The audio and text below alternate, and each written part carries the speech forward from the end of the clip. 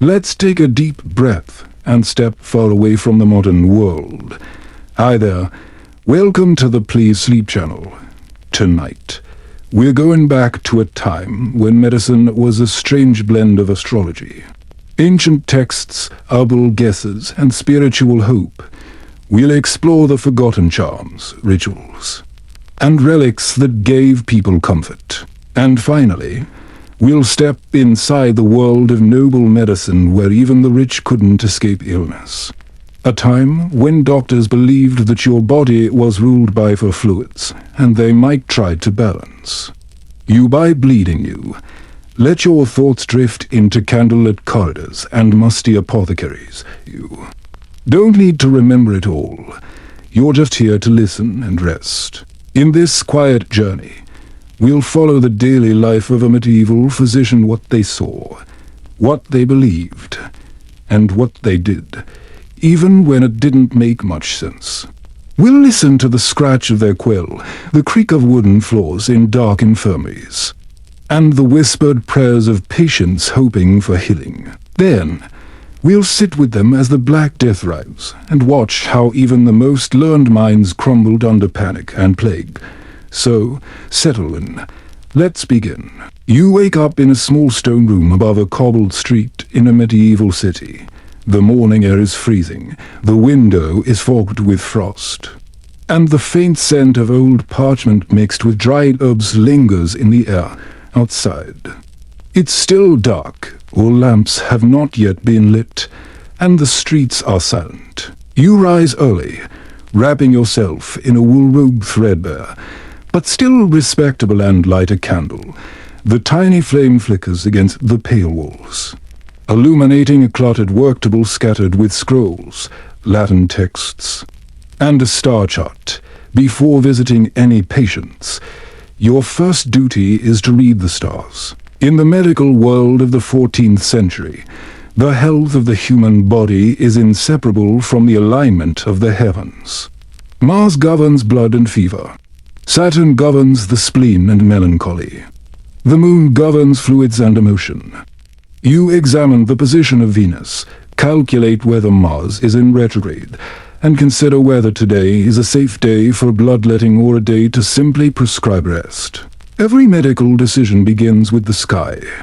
Once you've finished your astrological calculations, you reach for your leather satchel. Inside are the tools of your trade, a small flask for urine samples, clean linen cloths, and a pocket-sized copy of Galen's treatises. You step outside, the mud of the narrow street thick under your boots, and make your way through the still sleeping town. Your first patient is an aging merchant who hasn't eaten in 2 days. He says he's dizzy and deeply afraid he's dying. His servant ushers you into a quiet, shut room that smells faintly of vinegar and damp straw. You sit at his bedside, but you don't touch him. Physicians don't touch their patients. That task is left to nurses, midwives, or barber surgeons. Your role is more refined. You ask questions. Has his appetite changed? When did the dizziness begin? Has he had any troubling dreams? How is his sleep? Then you request the urine flask. It's handed to you, sealed with wax. You uncork it carefully and hold it up to the light. It's pale yellow, slightly cloudy. You swirl it gently, watching the way the sediment settles. You smell it cautiously. Some of your colleagues would even taste it. Urine is a mirror of the humors, and every detail matters. If it's too pale, the body may be cold. If it's dark and pungent, too much bile. If it smells sweet, perhaps the blood is corrupted. You nod solemnly and announce your diagnosis: an excess of black bile, likely caused by poor digestion, cold foods, and perhaps an unfavorable conjunction of Saturn. Your prescription is a bitter tonic made from boiled chicory root and a gentle purgative to help balance the humors. The patient nods, though he does not understand your Latin. He places a small coin in your hand and thanks you for your wisdom. You leave the house quietly, stepping back into the morning light. Your second patient is a widow who lives near the city's monastery. She's been overcome with weakness and bouts of weeping. You ask about her diet, her dreams, her sleep. She tells you that her dog died last month and she hasn't eaten properly since. You nod. Her humors are cold and wet textbook melancholy. You recommend a warming diet, infused wine with cinnamon, and an herbal compress for her temples. You also suggest time in the sun, gentle prayer, and reading from the Psalms. She gives you a quiet blessing as you leave. At midday, you return to your study for a modest meal, bread dipped in honey, dried figs, and perhaps a little soft cheese. You eat slowly, deliberately. Physicians don't eat lavishly, they eat correctly. The body must remain in balance. Afterward, you return to your writing desk. Your records are in Latin, written with careful, looping strokes. Each patient's case is documented, the symptoms, the diagnosis, the humoral reasoning, the treatment prescribed. These notes may one day inform another doctor or no one at all. You read a few lines from Hippocrates and make a small notation in the margin of your copy of Avicenna's canon. The ancients were wise, and you do not question them. Questioning their knowledge is considered foolish, if not dangerous. In the afternoon, a young boy is carried to your door. He's feverish and coughing blood. His mother is pale and weeping. You examine him from a distance. He's breathing heavily, his face flushed, his hands clammy. The signs are ominous. It could be consumption. It could be something worse. There is nothing you can do but recommend isolation. Clean cloth soaked in rosewater, and constant prayer. You hand the mother a small pouch of dried herbs and tell her to burn them near his bed to purify the air. She nods, holding back tears. You do not tell her what you truly suspect. There are no real treatments for this. As the sun begins to fade, you clean your ink pens and sort through your apothecary jars. Each herb, each powder, has its role.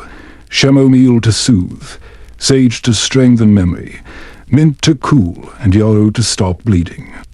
The body, to you, is not a machine. It is a delicate system of fluids and forces, a balance between opposites, hot and cold, dry and wet, sweet and bitter.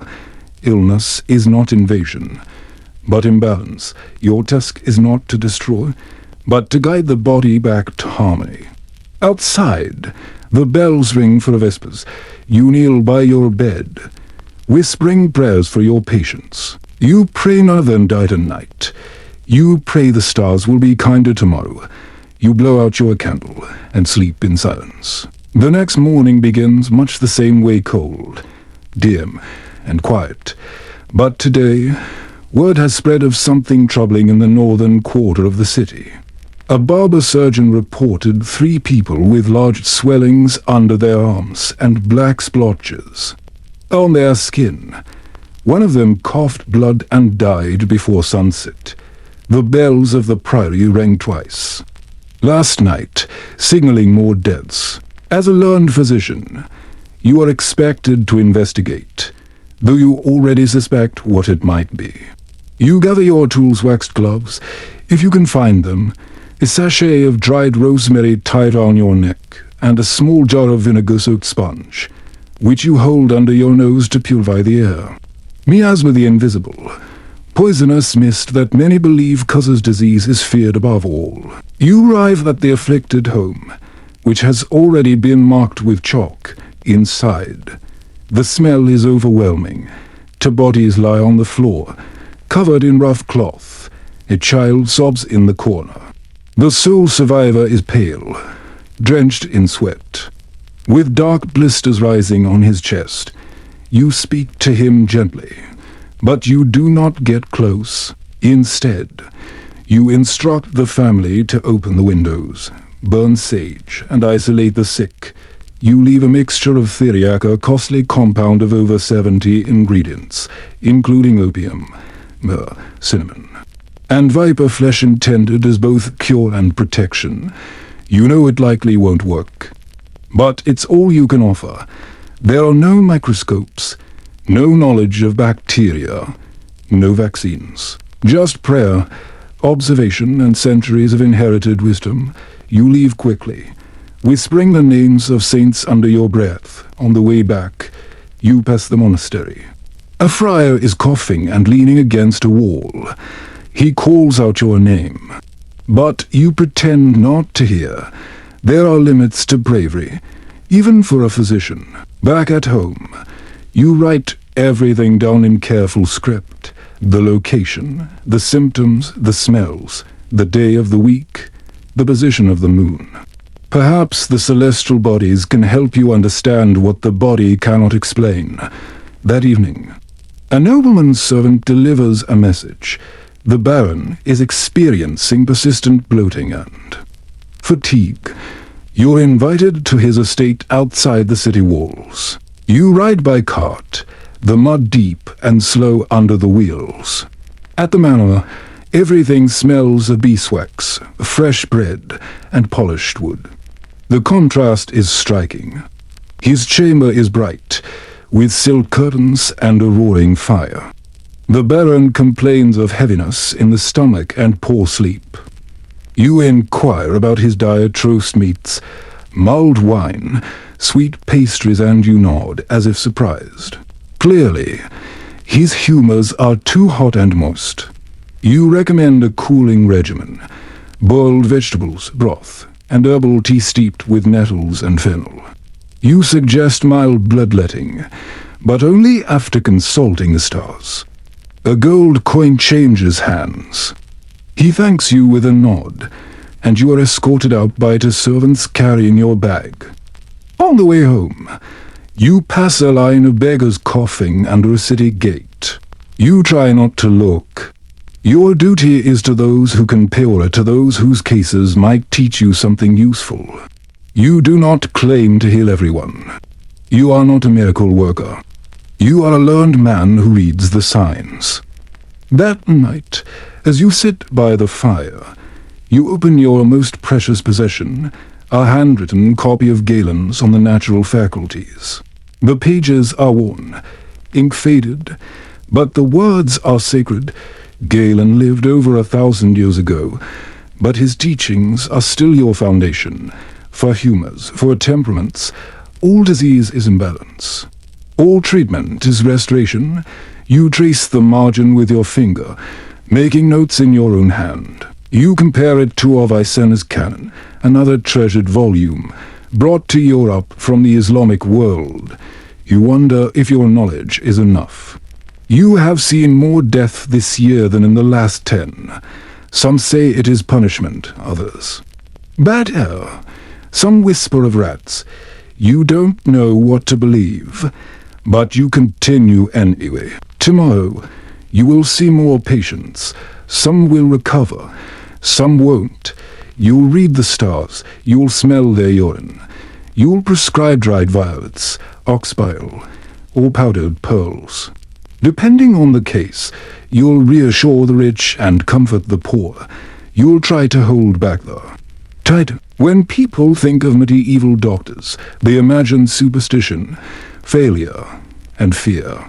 But in your world, you are not a fraud. You are a guardian of balance, a student of nature, and a servant of both reason and faith. Your life is not glamorous, but it is necessary. The city does not sleep easy, not with so much sickness, so many funerals, and so little certainty. But you sleep, as you always do, with the scent of rosemary in the air, the soft flutter of parchment beside your bed, and the quiet hope that maybe, just maybe, tomorrow will bring less death. On the morning of February 2nd, 1685, King Charles II of England, then in the 25th year of his reign, awoke early in his bedchamber at Surmise Palace, stretched, and collapsed into a sudden seizure. He had not complained of any illness the day before, only a heaviness in his stomach, and a mild dizziness, which had been attributed to indigestion or perhaps the rich food of the previous evening's banquet.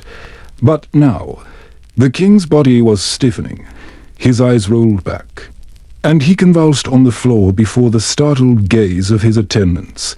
Within minutes, the palace was in motion. A flurry of messengers, hushed whispers, and the hurried shuffle of slippers and boots across stone floors summoned the best physicians in the realm.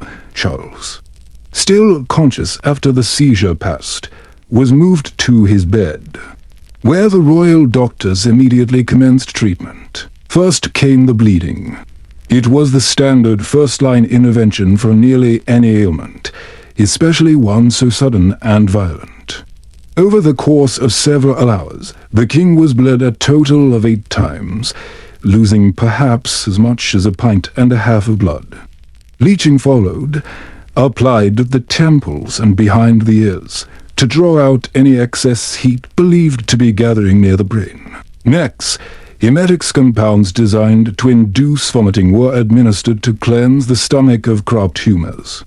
The physicians then applied a series of blistering agents to his shins and scalp to draw illness out through the skin. Clysters enemas containing various purgatives and aromatic substances were forced into his bowels. At one point, they dosed him with antimony tartrate, a compound that induced violent vomiting, followed by powdered crab claws and extracts of ground pearls. The logic behind these treatments was rooted in the humoral theory, which held that health was the product of a delicate balance between four fluids: blood, phlegm, black bile, and yellow bile. Illness, therefore, was a sign of imbalance, and treatment aimed to purge, drain, or recalibrate the body until equilibrium was restored. But as the day wore on, Charles grew paler. He was restless. His speech slurred, and his hands trembled. His attendants lit more candles, applied poultices of pigeon droppings, and burned scented herbs to clear the air. A bezoar stone, believed to neutralize poisons, was pressed to his lips. The king struggled to drink a cordial of wine infused with crushed amber and unicorn horn, neither of which, of course, had any real pharmacological effect. His condition did not improve. The next day brought more bleeding and a greater sense of urgency. As his pulse weakened and his limbs turned cold, the doctors resorted to an arsenal of remedies, including syrup of white poppies, powdered toad, and a plaster of ground earthworms. Each treatment was applied with solemnity and conviction, and each failed. By the 3rd day, Charles lay in a stupor. The room remained warm from the constant fire, and perfumed cloths soaked in vinegar were laid across his chest. But there was little anyone could do in his final moments. He reportedly apologized to those standing round his bed for being such an unconscionable time. Dying on the evening of February 6, 1685, Charles II died. He was 54 years old. Historians have debated the precise cause of his death. Some suggest kidney failure, others a stroke, and some even suggest slow poisoning. The consensus is clear on one point. The royal treatments did nothing to help and likely hastened his end. The physicians, for all their learning, had applied treatments that were aggressive, painful, and largely based on medical ideas inherited from antiquity, particularly the work of Galen, and yet this was not unusual. What Charles experienced was not malpractice, but standard care for the most powerful man in England. It reveals just how deeply entrenched the humoral worldview was, even at the highest levels of society. To be a physician in the 17th century was to possess an impressive command of Latin texts, a sharp eye for signs and symptoms, and an unwavering belief in a medical system passed down over 1,000 years. And so, the death of Charles II is not merely a royal tragedy, but a quiet indictment of a worldview on the cusp of collapse within the next century. Medicine would begin its slow shift toward empirical science, anatomy, and observation, but in 1685. Even a king could not escape the bleeding bowl. It is a poignant example of how the human body, no matter how royal, is vulnerable not just to disease, but to the ideas through which that disease is treated, for the physicians at his bedside. There was no malice, only ritual, no certainty, only tradition, and in the candlelit silence of that royal chamber, where silver instruments clinked in porcelain basins, and prayers were whispered under breath, the last breath of a king was met not with astonishment, but resignation. The body had failed, the humors had rebelled, and nature, once again, had refused to be mastered. Long before Charles II gasped his final breath under the watch of white-wigged physicians, another healer, born not in a palace but in the sun-drenched city of Cordoba, shaped the very foundations of medieval medical thought. His name was Avicenna, though in the Latin. West he became known as Avicenna, and while he never held a scalpel nor mixed a remedy in a European apothecary, his words preserved in flowing Arabic script and translated into Latin centuries later, became the backbone of every educated physician's learning from Italy to England. Born in the year 980 in what is now Uzbekistan, Avicenna was a child prodigy, memorizing the Quran by age 10 and mastering Aristotle by 16. By the time he was 21, he had written dozens of treatises in philosophy and natural science, but it was his canon of medicine, a massive 5-book encyclopedia, that would define his legacy. It was not a radical text, but a monumental synthesis drawing upon the Greek writings of Hippocrates and Galen, the insights of earlier Islamic physicians, and Avicenna's own observations, fusing them into a system that was elegant, structured, and deeply logical. The canon became the textbook of choice at the great medical schools of Salerno, Montpellier, and later Oxford. In it, Avicenna laid out the principles of diagnosis, the classification of diseases, the importance of pulse, and the properties of over 760 drugs. He wrote in calm, precise language, describing fevers, ulcers, melancholia, and the function of the liver as clearly as one might describe the workings of a mill or the growth of wheat. What made his work so enduring was not merely the content, but the clarity. In a world where medicine was often veiled in ritual and guesswork, Avicenna offered a system. He advocated careful examination of patients, understanding of symptoms over time, and the importance of the environment, diet, and even emotional states in maintaining health. His theories of the humors were inherited from Galen, but where Galen had been philosophical and abstract, Avicenna was systematic and methodical, and so for centuries. To be a medieval doctor was to study the canon. It shaped the structure of university lectures. It was memorized, copied, and quoted. Some doctors carried pocket versions, bound in leather, their margins filled with tiny, spidery notes in Latin and Greek. A student in Paris in the 13th century might rise with the sun, sit cross-legged on a cold stone floor, and hear his master recite from Avicenna in a slow, deliberate rhythm. Medicine is the art whereby health is conserved, and the art whereby it is restored. But Avicenna was not merely an academic. Stories from his life paint a portrait of a man who treated the ill-counseled princes and lived with the turbulence of his time, moving from city to city of Odi. In political enemies, writing by candlelight in dusty rooms, always working, always thinking. He is said to have cured an emir's melancholy with music, prescribed warm baths, and storytelling for those grieving, and once treated himself for a colic with a homemade mixture of poppy and fennel. And yet, despite his deep humanism, Avicenna also held to the belief, common in his time, that the stars and planets affected the body.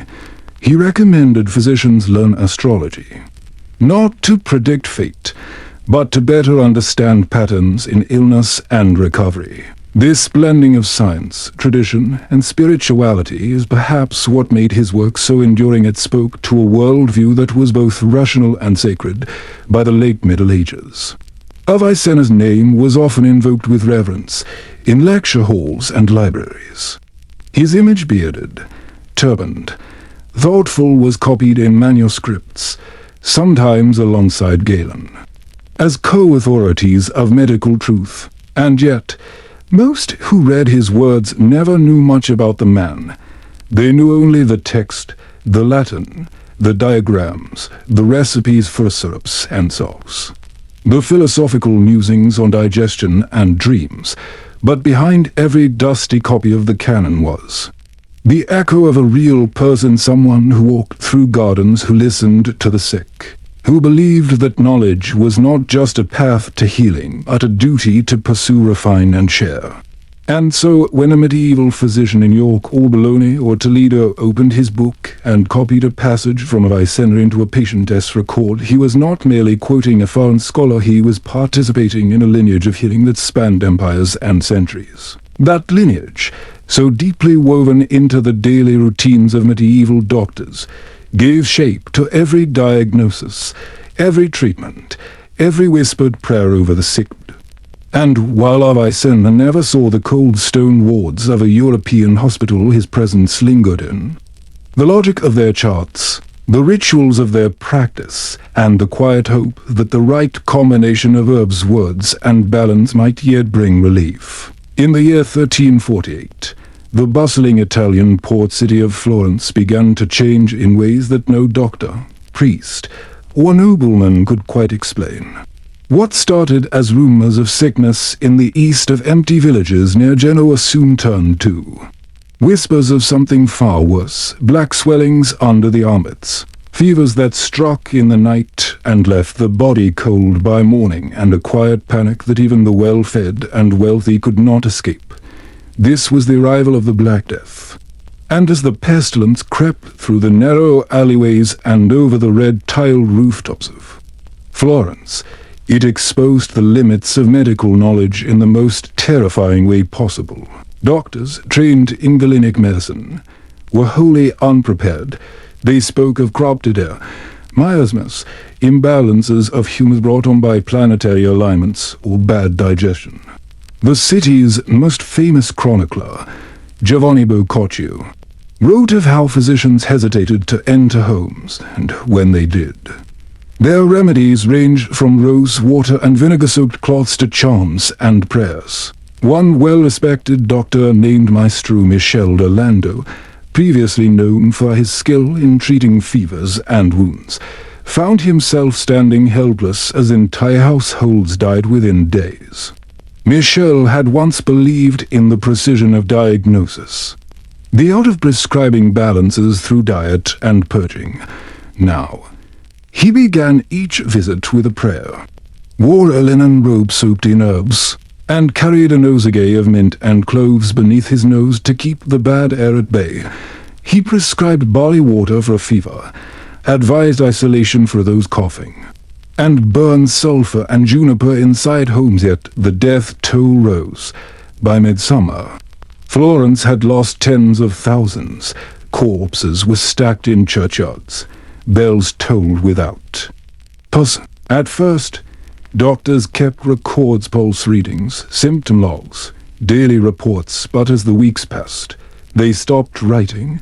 There was nothing new to record, only suffering and silence. Michel found himself moving like a ghost through the city, trying to give comfort more than cures, whispering psalms over the dying, applying cooling cloths to children, and sometimes simply holding the hands of those with no one left.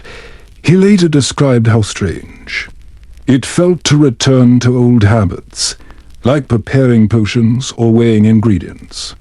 When every remedy failed, still, he boiled elderflower, brewed teas of sage and mushroom, and instructed families to burn their bedding after death. Some physicians fled. Others locked themselves in their houses and wrote commentaries on ancient texts. Hoping to uncover some secret missed by Hippocrates or Avicenna, a few turned to astrology, searching the night sky for meaning. The Saturn-Mars conjunction of 1345 was blamed for the outbreak, and horoscopes were cast for cities instead of patients, but among the sick. Those left behind in crowded homes or wandering the countryside, it was the quiet, exhausted figure of the local doctor, robe stained, fingers trembling, eyes hollowed from sleepless nights, who remained a symbol of uncertain hope. Michel, like many others, began to question not only his training, but the entire foundation of medicine. He started noting small patterns. Those who survived tended to be younger, or those who had fled early to the hills. He began advising villagers to air out their rooms, to avoid funerals, to stay away from stagnant water and raw meat. These were not cures, but observations, slowly, and only after enormous loss. This shift from doctrine to experience began to take root. Doctors no longer spoke only in the language of Galen, but in the language of practical survival. Michel's handwritten notes, rediscovered centuries later in the archives of a Florentine monastery, reflect this evolution. In shaky Latin, he wrote, "I no longer trust in the balance of humors, but in the freshness of air, the separation of the healthy from the ill, and the mercy of God." His work was not revolutionary, but it marked a transition from blind ritual to empirical awareness. The Black Death did not end medieval medicine, but it cracked its confidence. It forced doctors to listen more closely, to record not only theory, but what actually happened. And in that slow, painful shift, people like Michel left behind something precious, not just a record of failure, but the first trembling steps toward a new kind of medicine, one rooted not in books alone, but in the bitter lessons of experience. By the time the plague ebbed from Florence, Michel was an old man. He kept practicing until his own death from an unrelated illness a few years later. His name never became famous, and his cures never made it into grand encyclopedias, but in quiet corners of the city among midwives, herbalists, and the few surviving scholars his observations endured, not as miracles, but as fragments of understanding born from one of the darkest chapters in medical history. In the quiet fields beyond the stone walls of Norwich, where morning fog clung to the hedgerows, and the air smelled faintly of thyme and damp wool, lived a woman known only as Mother Elswith. She was neither a physician nor a nun, neither literate in Latin nor trained in any university. And yet people came to her from miles round, hobbling on sprained ankles, coughing, with damp lungs burdened by swollen bellies or wounds that refused to close. She was a type of practitioner common in medieval England, the village healer, midwife, herbalist, and, to some, a quiet miracle worker. Elswith knew not the humours by name, but she had observed them in practice. She could tell by the colour of a person's skin, the heaviness in their voice, or the nature of their sweat, what treatment might be called for. Her hands were stained with elderberries and yarrow, her apron always dusted with crushed leaves or the fine earth from her garden. Her remedies came not from books, but from memory and habit-warming teas of hawthorn and rose hips, poultices of comfrey and wild honey, tinctures brewed by moonlight with careful, almost sacred repetition. Mothers brought their daughters to her when the bleeding would not stop, or when babies turned in the womb. Men came in secret, ashamed of a burning in their water or a weakness in their bones. And Elswith, in her small, dark cottage that smelled of smoke and dried lavender, listened more than she spoke. She sat beside the sick, offered broth when food was refused, sang low songs while applying compresses, and whispered prayers that mingled Christian saints with older, and named spirits of land and water. The village priest, uneasy with her influence, tolerated her because even he had sent his sister to her in desperation once. She never claimed power. She never charged corn. Sometimes she was paid in eggs, wool, or a loaf of bread. She lived simply. With a wooden chest full of dried herbs, beeswax, wool, and linen bandages she made by hand. She knew when to let a fever burn and when to cool it, when to cut away dying flesh and when to do nothing but wait. What she did not do was theorize. There were no diagrams, no chancy in Latin, no elaborate prescriptions copied from Avicenna or Galen. There was only her knowledge, passed down from her own mother, and refined through years of tending to the living and mourning the dead. And yet, Ellsworth's work reflected a kind of medicine more intimate and immediate than that practiced in cathedral schools or royal courts, when a patient's breathing became shallow. She knew how to comfort the family, when a child cried through the night with a swollen ear. She warmed onion slices over the hearth and pressed them gently to the skin. She taught young women how to manage their monthly cycles with infusions of raspberry leaf and how to prevent unwanted pregnancy with secret blends of rue and pennyroyal knowledge that could never be spoken aloud in the open, but which traveled softly from mother to daughter. Hand to hand, occasionally, Ellsworth was summoned to assist the local physician, a learned man with a silver ring and a pocket full of folded papers, who believed in balance and bile, but not always in the patient, when he bled a feverish man and found no relief. It was Ellsworth's barley gruel and elderflower wash that eased the suffering.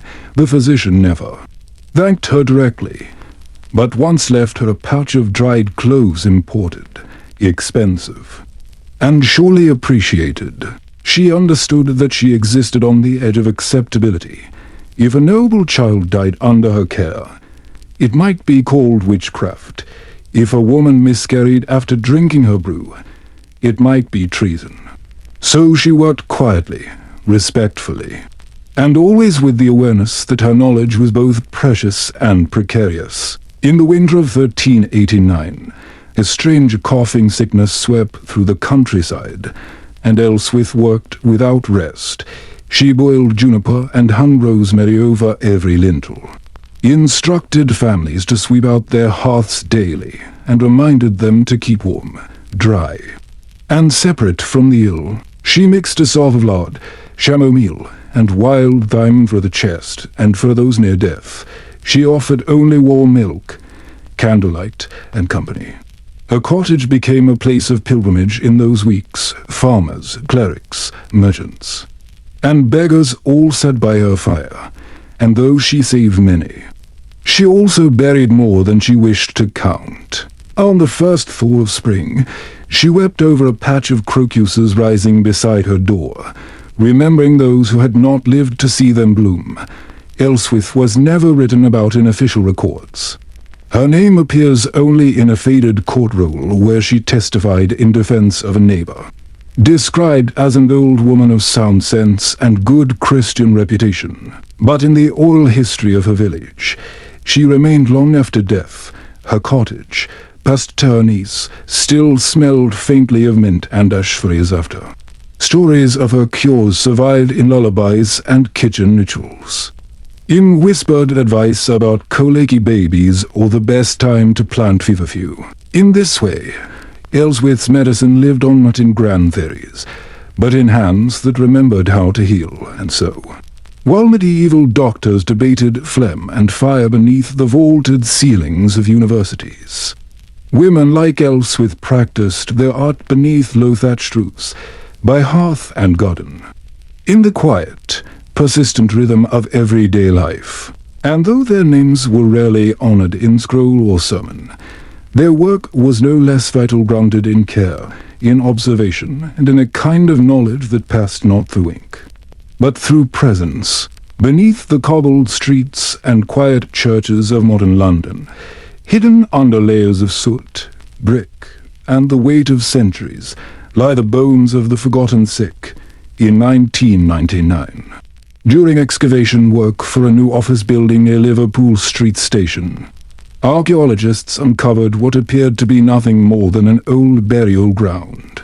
But as they brushed away centuries of soil and debris, they realized they had stumbled upon something far more significant: the remains of over 10,000 individuals who had once passed through the halls of St. Mary's Spital, one of medieval England's largest hospitals. What followed was a slow, delicate unraveling of lives once touched by illness, care, and quiet death. St. Mary's Spital had been founded in the 12th century by Augustinian monks, not merely as a place for the dying, but as a sanctuary for the ill, the pregnant, the abandoned, and the aged. And like modern hospitals, it wasn't a center of innovation or sterile procedures. Instead, it was part sacred space, part hospice, part almshouse, where the sick lay in long rows under timber beams, surrounded by candlelight and the scent of warm herbs.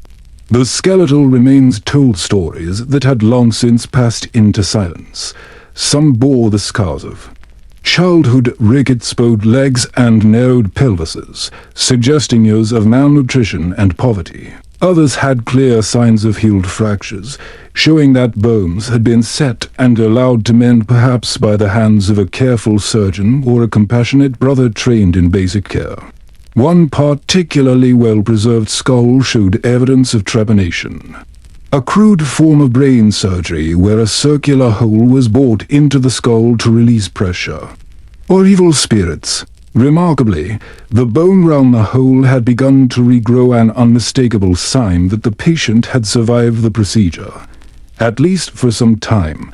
Alongside these bodies, archaeologists discovered fragments of bowls, wooden spoons, belt buckles, rosary beads, and even pewter ampulae, small flasks that once held holy water or oil from pilgrimage sites. These weren't just discarded trash. They were objects held in the hands of the dying, tokens of hope, or perhaps talismans meant to ease the transition to the next life in some graves. Bodies were carefully arranged with arms folded over the chest, heads turned slightly toward the east. In accordance with Christian burial customs, others were hurried. Shallow burials perhaps made during times of plague or overcrowding. Still others were mass graves, containing dozens of jumbled skeletons laid down in haste, their identities forever merged in the earth. Yet for all the quiet suffering evident in the bones, there were also traces of care. Clinical analysis of teeth revealed that some patients had been fed soft, carbohydrate-rich diets during their final weeks, likely warm porridges, stewed vegetables, and bread softened in broth. These were not people who had been cast aside. They had been tended to, at least in their final days, by those who saw value in preserving dignity at the edge of life. The hospital itself was structured less around cure and more around comfort. Its layout featured a central chapel because prayer was considered essential to healing, flanked by long open wards with simple beds, each separated not by curtains or walls, but by small shelves and personal spaces. Patients often stayed for weeks or months. There were no 4 drips, no antibiotics, no life-saving surgeries, but there were warm hands, whispered prayers, routine and rest. Illness in the Middle Ages wasn't viewed as something to conquer, but something to endure, often interpreted as a spiritual trial or even a form of penance. To be ill was to be closer to God, to suffer as the saints had suffered. This belief influenced the entire structure of care. Treatment was slow, contemplative, and focused on the soul as much as the body. And yet, despite this spiritual lens, the monks and nuns of medieval hospitals practiced a kind of empirical care that feels familiar. They understood the importance of diet, warmth, cleanliness, and emotional support. Laundry was done regularly. Patients were shaved and bathed. Herbs were grown on site: sage, chamomile, rue, lavender, and made into teas or poultices. A physician might visit once a week, but most of the daily labor fell to the lay brothers and sisters, and to secular servants who cleaned, fed, and comforted. They worked long hours, rarely earning more than basic shelter and food, often falling ill themselves. Yet they formed the backbone of medical care in medieval cities, their names long lost, but their efforts literally etched into the bones of those they cared for. In other cities across Europe, similar discoveries unfolded. At the Hôtel in Paris, one of the oldest hospitals still operating today, excavations revealed a network of passageways and patient rooms, built along the banks of the Seine with evidence of advanced waste disposal systems and fresh, running water luxury at the time. In York, the ruins of St. Leonard's Hospital showed how institutions began to develop more specialized wings, one for the aged, one for pregnant women, one for the blind. These were places not of innovation, but of rhythm. A bell rang for matins. Prayers were read, beds were turned, herbs were collected, the dying were comforted. Death was not seen as a failure. It was an expected outcome, often prepared for days in advance. A priest would arrive to deliver the last rites, and the patient would be laid on a clean sheet, head anointed, eyes gently closed. Afterward, their space was scrubbed and purified, their body laid out in a simple shroud, and buried in the consecrated ground just steps away from the hospital walls. And so the cycle continued. Today, we look at the remains of those hospitals, and find a kind of mystery not in what was done, but in how quietly it was done. The lack of drama, of technological triumph, of medical miracles, makes medieval hospitals easy to overlook. But for those who spent their final days there, or who were carried through illness by the care of others, these places were essential. They were spaces of liminal time between health and death, between hope and surrender. And now, as we listen to the wind roll over the foundations of long-demolished wards, we are reminded that healing has never been only about science. Sometimes it is about being seen, fed, and held in the softest part of night, in a quiet chamber deep within the stone walls of a medieval abbey. A small, jeweled box set behind locked grates. Inside, wrapped in faded silk and reverently cushioned in beeswax, was a single fragment of human bone, perhaps a finger, a tooth, or a rib. Its origin was always the same. It once belonged to a saint. The faithful believed that the power of divine healing flowed through these relics, not metaphorically, but literally. In a world where medicine had no antibiotics and no true understanding of infection, relics became the invisible thread binding heaven and the sick. Pilgrims would travel for weeks to stand in the presence of such a bone, hoping that merely being near it might draw out disease or mend a broken limb. Entire hospitals were built round relics. One of the most renowned, the Hospital of the Holy Ghost in Rome, was constructed beside churches housing the bones of early martyrs. Within its stone halls, patients were ranged so they could face the direction of the relics during prayer. Healing was not just an act of medicine, it was a performance of faith. A choreography of incense, chants, and sacred geometry. The idea that a saint's physical remains could protect the living was so deeply rooted that even secular physicians often deferred to the church's authority in moments of crisis. Relics were processed through the streets during plagues, carried by monks in long, solemn lines, as bells tolled and crowds knelt in silence. Sometimes cities would borrow relics from one another, hoping the virtue of a fallen saint might succeed where their own had failed. The Black Death, in particular, triggered a frenzy of relic-based healing in Cologne. Citizens gathered round a vial said to contain the blood of Saint Ursula. In Venice, the bones of Saint Mark were displayed day and night. In France, pilgrims flocked to the head of Saint Denis, said to cure blindness and fevers. These artifacts were treated not only as holy, but as diagnostically active. People recorded their proximity to the relic, the words they prayed, and whether the healing came quickly or slowly. Some churches kept ledgers full of miracle reports entries detailing a woman cured of palsy after brushing the relic with her veil, or a man freed from terrible back pain after sleeping beside a saint's tunic. These accounts became part of the relic's official power, increasing its reputation and drawing even more desperate believers. For medieval doctors, this intersection between faith and physical healing wasn't a contradiction, it was the expected order of things. A physician might study humors by day, but still accompany a patient on pilgrimage by night. They might apply a poultice of sage and honey. They advised the patient to pray to Saint Roch, the patron saint of plague victims. Even hospitals often had reliquaries embedded into their altar stones, ensuring that each mass held in the chapel carried the presence of healing. In some cases, bones weren't even necessary. Secondary relic subjects that had touched the saint's body or were used in their lifetime were treated with similar reverence. A comb, a sandal, a strip of robe, anything with contact might hold the echo of holiness.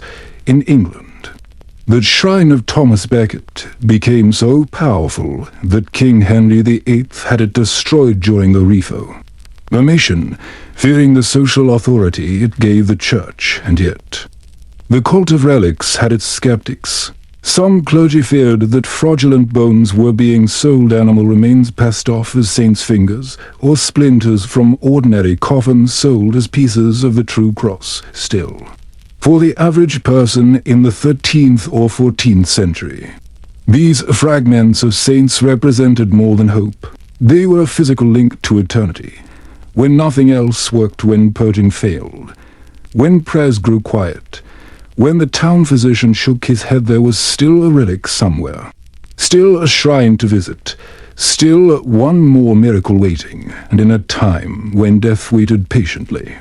At every threshold, that promise was sometimes more healing than any medicine could ever be. It began not with a diagnosis, but with the stars in the soft candlelit morning. A medieval physician would first open his astrological chart not to find love, but to determine whether it was safe to open a vein. Astrology and medicine were not separate pursuits. The position of the moon might dictate whether it was safe to treat your left foot or your spleen. Mars ruled the blood, Saturn the melancholy, and the zodiac itself mapped directly onto the human body. This belief system manifested in strange tools and stranger practices. Chief among them, the Zodiac Man, found in countless manuscripts and marginalia. This strange image depicted a naked human form surrounded by the 12 signs of the zodiac, each one pointing to a part of the body it governed. Aries ruled the head, Pisces the feet, Leo the heart. If Venus was in Scorpio, perhaps it was not wise to bleed a man's low back today. Next to these charts sat the bleeding bowl, small, shallow, brass or pewter vessels marked with gradations and sometimes etched with stars. These weren't just for bloodletting. They were symbols of precision. The goal of a bloodletting wasn't necessarily to empty, but to rebalance.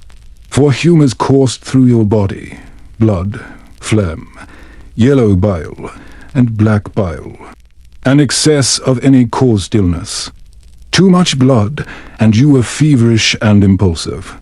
Too little, and you were sluggish and pale. Bloodletting was the art of equilibrium, and the bowl, in its cold gleam, was the instrument of judgment. Surgeons carried sets of lancets, small, triangular knives with wooden handles, or even decorated sheaths. The patient would sit, arm or neck exposed, and the vein would be opened just enough to allow a stream to flow. The physician would watch the color. Was it too dark, too thin, too foamy? Every quality of the blood told a story. Meanwhile, assistants collected it in the bowl, carefully measuring how much was drawn. Too little, and the treatment failed. Too much, death could come early. Yet blood was not the only bodily fluid under scrutiny. Urine held its own court. Physicians used glass flasks called maculae, into which the patient would deliver a sample. The doctor would lift it up to the light, sometimes in public, and examine its clarity, color, foam, and sediment. Charts known as aeroscopes guided the interpretation. Golden and clear signified heat, reddish, and cloudy, perhaps a liver issue. No touch was needed, only the eye and the chart. Many medieval doctors never touched their patients at all.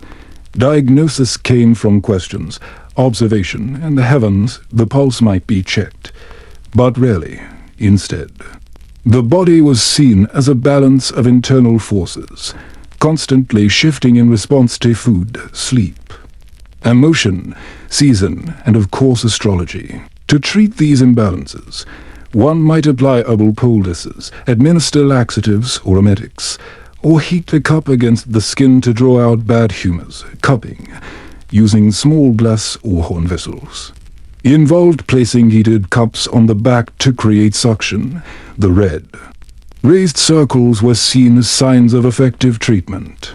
Leeches were also used, not just as a crude method of bloodletting, but in sensitive areas where a blade might be too risky. Leech jars were kept in homes and apothecaries, and even traded across Europe. Beyond these, there were charms, inscribed metal amulets worn on the neck or sewn into clothing. These were believed to protect the wearer or ward off certain ailments. One charm might include a verse from a psalm, another a geometric sigil. Physicians often blurred the line between physical medicine and symbolic protection. After all, the body was not merely flesh, but soul intention. Even the tools themselves could become sacred. In some monasteries, surgical instruments were blessed. A bone saw or cautery iron might be laid on the altar before use. Pain management was rudimentary at best. Strong alcohol, poppy-based potions, or even hypnosis through chanting. Anesthesia, as we know it, did not exist. And yet, there was structure, method, and belief. Every strange tool, from the astrolabe used to chart a patient as birth out to the faintly stained mortal flask, formed a web of understanding that brought a kind of order to the mystery of illness. Healing was a ritual of knowledge and hope. These tools weren't primitive, they were what humanity had, drawn from observation, philosophy, and deep desire to relieve suffering in a world that made little sense. And in the soft light of a medieval clinic, as the physician compared a patient's urine to his zodiac chart, he might have felt, as many did, that he was not merely treating a body, but balancing the entire universe. Beyond the stone walls of monasteries and the high-backed chairs of university-trained doctors, healing often began in the quiet corners of village gardens, where women, sometimes mothers, sometimes midwives, and often both, tended the herbs not just for cooking, but for survival. These were the herb women, the wise women, the green-fingered keepers of cures passed down through whispers, rituals, and long observation. They had no degrees, but they knew that Yoro stopped bleeding, that chamomile sleep, that mugwort could coax out a stubborn child from the womb. Their knowledge was empirical, intimate, and often unwritten. In a time when literacy was rare, the memory of healing was kept alive through repetition, passed from grandmother to granddaughter as seeds were sown and plants dried in bundles beneath the eaves. The herb garden was both apothecary and prayer. Each plant had a time, a place. A manner of use: valerian roots dug in moonlight, wormwood harvested before dew, lavender hung upside down to dry. And it was not only what they used, but how. The poultice of crushed comfrey wrapped in linen for a twisted ankle, a steam of thyme and elderflower for congestion, honey stirred with crushed garlic and laid upon a wound. Every step was deliberate. These women, knew the rhythms of the human body just as well as they knew the turning of the seasons. They were there at births coaxing breech infants into position with a warm cloth, or calming terrified mothers with prayers and herbal wine. They were there at death's anointing the dying with rosemary, laying poppy over the tongue, easing pain in silence. Between these moments, they stitched wounds, set broken bones with splints made of willow and hemp, and comforted those suffering from night terrors with sachets of sweet-smelling herbs tied in cloth. In times of plague, these women were often the last to leave a dying home. While others fled, they brewed potions from angelica root, tied rue and tansy on their waists, and burned juniper and sage in clay pots to cleanse the air. They walked into contagion not because they were reckless, but because they had always been the ones to care where no one else would. Their remedies were not always welcomed by the church or by the growing medical guilds. Suspicion often followed them. Accusations of witchcraft rose not because of evil deeds, but because they healed in ways men did not understand. Their knowledge, rooted in the earth and shared without Latin or licensing, was viewed as a threat to formal authority. Yet even licensed physicians sometimes called upon these women when their methods failed. In the privacy of a sick room, a doctor might consult the herb woman for a particular salve, or request that she attend to a laboring mother while he stood by. Their presence was tolerated, even needed but rarely acknowledged in official texts. Still, their influence endured. Many remedies recorded by monks were lifted from folk traditions. The 12th century Herbal Physica by Hildegard of Bingen, though written by a learned abbess, included dozens of herbs long used by women outside the cloister. Likewise, leech books in Anglo-Saxon England blended Christian prayers with practices that came directly from oral tradition, smearing herbs on doors to ward off spirits, or whispering charms over wounds. These gardens, tucked beside cottages and growing wild along hedgerows, were spaces of both science and sanctuary. Children learned to pluck feverfew for headaches, to mash mint for nausea, to steep elderberry against fever. The plants were more than ingredients. They were part of life, part of survival. Some of these women were midwives too, skilled in navigating the dangerous passage between life and death that childbirth often represented. They had tools, wooden birthing stools, linens warmed by the fire, herbal compressors, but most of all, they had knowledge built over years of experience. They knew when to wait, when to act, when to pray, and when to let go. They washed the newborn, bound the mother's belly, whispered blessings over both. It was healing that transcended medicine, because it held space for emotion, fear, and grief. The loss of these women from the historical record is not accidental. Their knowledge was rarely written down. It was erased, dismissed, or folded anonymously into texts by others. And yet their work laid the foundation for much of what would become modern herbalism, nursing, and midwifery. Today, when we sip chamomile for sleep or rub arnica on a bruise, we are reaching through centuries, touching the memory of hands that once crushed the same leaves, mixed the same salts, and whispered the same old words in the flickering candlelight of a village sick room. There, medicine was not sterile or institution. It was human, earthy, intuitive, and kind. And in the quiet gardens they tended, far from the scrolls of learned men, real healing happened. Not all medieval patients were peasants with straw in their hair and wounds wrapped in old linen. Some lay in carved beds beneath frescoed ceilings, surrounded by tapestries and lit by beeswax candles. Their groans were softer, their surroundings cleaner, and their physicians far more educated.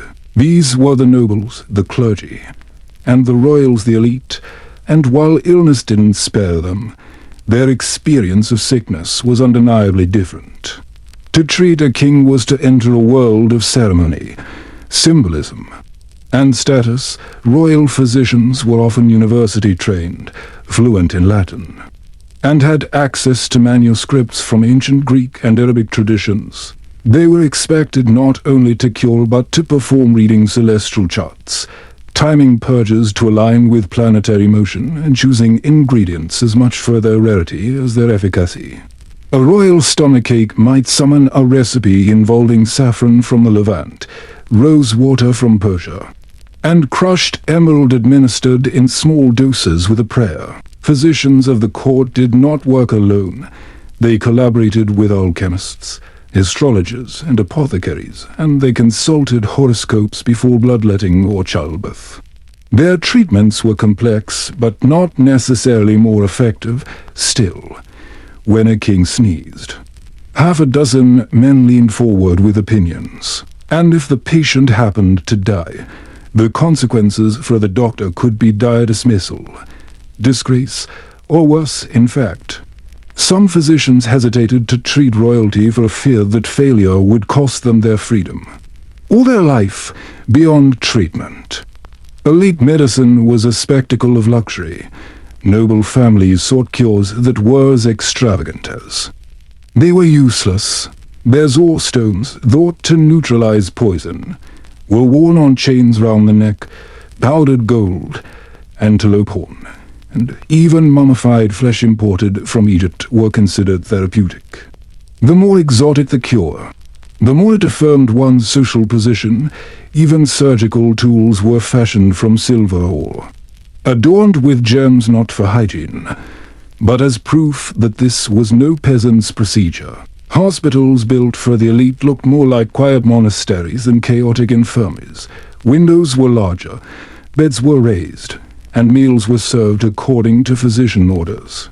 Doctors might prescribe a musical performance to calm the nerves or arrange a hunting break as therapy for women of high birth. Midwives and female attendants were often trained specifically to ensure the least amount of scandal or exposure during childbirth, and they used perfumed cloths and imported oils as part of the ritual. But while kings had physicians, the church had monks and their own brand of medical sophistication. Inside the thick walls of monastic infirmaries, sickly bishops and aging abbots received care rooted in both science and scripture. These institutions were often cleaner and more orderly than any castle. Monks adhered to schedules, measured dosages, and wrote down results in careful script. Their gardens were legendary, and they referenced texts copied laboriously by hand. Works by Galen, Avicenna, and Hippocrates were lovingly transcribed and preserved in these spaces. Medicine blended with prayer.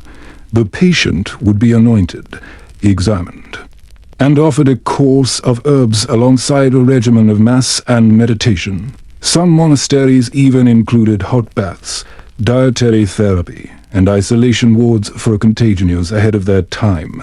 The clergy, unlike nobles, have fewer displays of wealth in their care, but arguably better science. And yet, despite all these privileges, despite the learned doctors and sacred relics, the perfumes and prescriptions when illness became fatal, no amount of wealth or piety could forestall the end.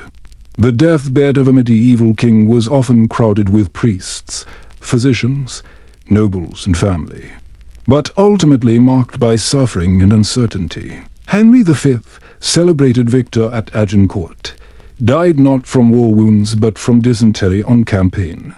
His physicians were helpless. Edward I died slowly, likely of illness caught on his march to war. Philip IV of France had a sudden stroke, falling from his horse, and no court physician could bring him back. Despite the expense poured into medical care for the elite, the result was often a slow unraveling. High fevers, abscesses, infections, and the dull wait for death.